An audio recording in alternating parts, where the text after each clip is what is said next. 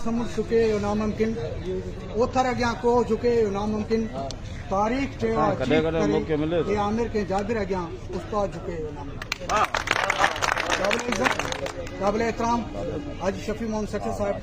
काबिल इज्जत बादल दल साहब काबिल इज्जत इंतहाई प्यारो दोस्त गुलाम नौरी साहब अब्दुल खालिक थरपारकर जा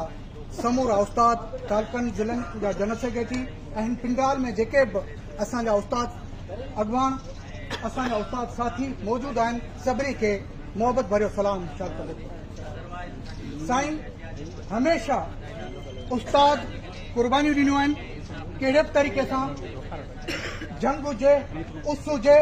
तती थधी हुजे उन में उस्ताद पंहिंजो फर्ज़ निभायो आहे इन्हनि करप्ट पुलिस ऑफिसरनि वांगुरु वेही हुन रिश्वत न कमाई आहे हुननि पंहिंजे बचनि खे हमेशह सुठी तरबियत ॾिनी आहे उन तरबियत जे करे अॼु ही उस्ताद जेके आहिनि ऐं सलाम पेश कयां थो थर जे उस्तादनि खे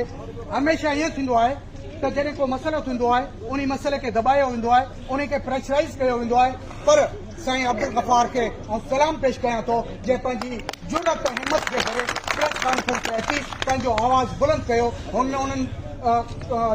यज़ीद सां मुआवज़ो कयो जेको हिते कलई जो पंहिंजो पाण खे वॾो हिकिड़ो दहशतगर्द सम्झे थो असां उन खे रिज़िस्ट कयूं था उनजी मज़म्मत कयूं था त एसपी साहब तव्हां ही शायदि असांजो ही जेको मिड़ाको आहे या ही असांजो एहतजाज आहे तव्हां ॾिसी रहिया हूंदा ॿुधी रहिया हूंदा त तव्हां फौरी तौर ते नोटिस वठो SHO कलोई ऐं नंढो मुंशी सूमरो इन्हनि खे फौरी तौर ते क्वार्टर गार्ड करे मुअतल करे क्वार्टर गार्ड कयो जेसिताईं कलोई जो उस्ताद सां इंसाफ़ न थो थिए त ही उस्ताद सरापा एहतजाज हूंदा ऐं असांजे दोस्तनि ज़िले क़यादत ऐलान कयो आहे असां तव्हांखे 3 ॾींहं जो अल्टीमेटम था ॾियूं वाज़े था कयूं त जेकॾहिं 3 ॾींहंनि जे अंदरि तव्हां ही मामिलो हल न कयो ऐं असांजे उस्ताद सां इंसाफ़ न कयो त इंशा अल्लाह ताला मिठी जे रोडनि रस्तनि ते ऐं SP ऑफिस जे अॻियां धरणो जारी रहंदो तेसिताईं जारी रहंदो जेसिताईं उस्ताद सां इंसाफ़ न थींदो दुनिया जे मुल्कनि में ईअं हूंदो आहे जॾहिं कंहिं अदालत में उस्ताद पहुचंदो आहे त उते जी अदालत उते जो जज उथी बीहंदो आहे उते जो उस्ताद खे ॾिसी उहो जज उथी बीहंदो आहे पर बदकिस्मती इहा आहे जो हिते हमेशह असांजे उस्ताद सां ज़ुल्म थियो आहे हिकु उस्ताद सां ॿियो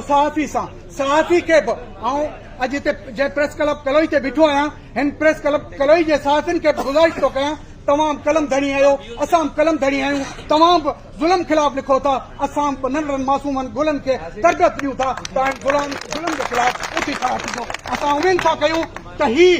अॼु जो जेको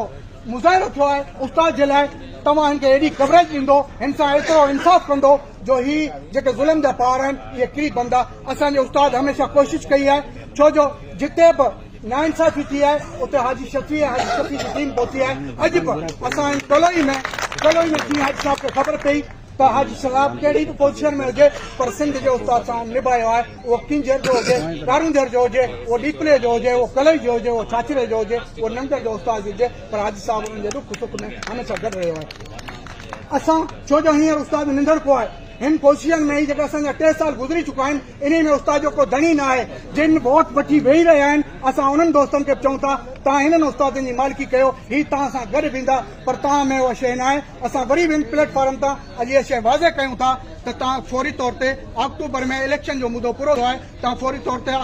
इलेक्शन अनाउंस करियो ऐं उस्तादनि जी अदालत में असां तव्हां सभु अचूं उस्तादनि खे चूंडींदा असां उनखे वेलकम कंदासीं